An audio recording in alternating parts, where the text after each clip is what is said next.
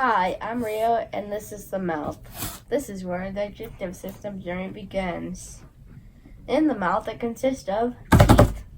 The teeth are for chewing up the food and making it smaller. The tongue. The tongue is for tasting the food. And finally, the back of the throat. This is where we send it and then swallow the food. Anyways, looks like another load is coming. First, it gets sent to the tongue and gets detected as something like chicken or pie or hot dog in this scenario. Second, we send it to the teeth and it gets chewed up. And we chew it and make it smaller and smaller and smaller. Finally, we send it to the back of the mouth and then swallow it down. Anyways, let's follow the food down the neck.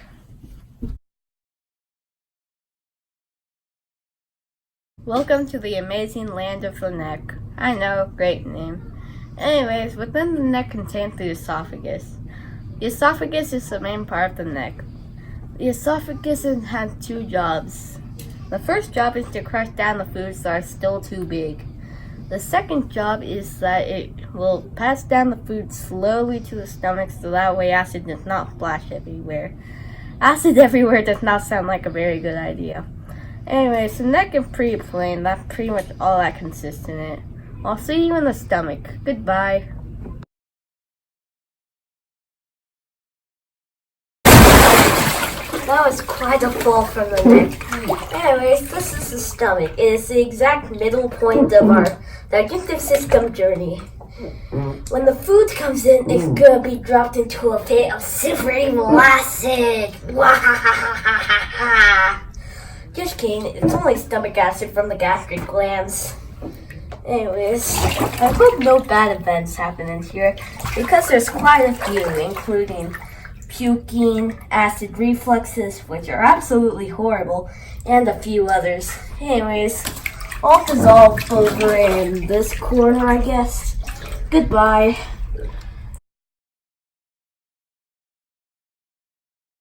Why do I have a liver in my hands? Anyways, this is a liver. The liver doesn't do much because it's not actually connected to the tube of the digestive system. All it does is that it makes digestive juices to help destroy fats and for the small intestine.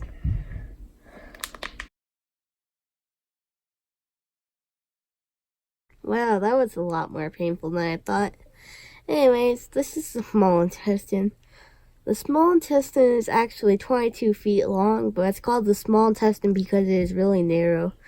Compared to the large intestine is only 5 feet long in adults, but it's really wide.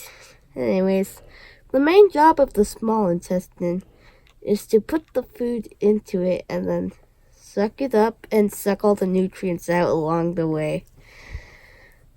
It looks like the end of the road for most of the food down here because all the nutrients are getting sucked out and it's about to go to the last part.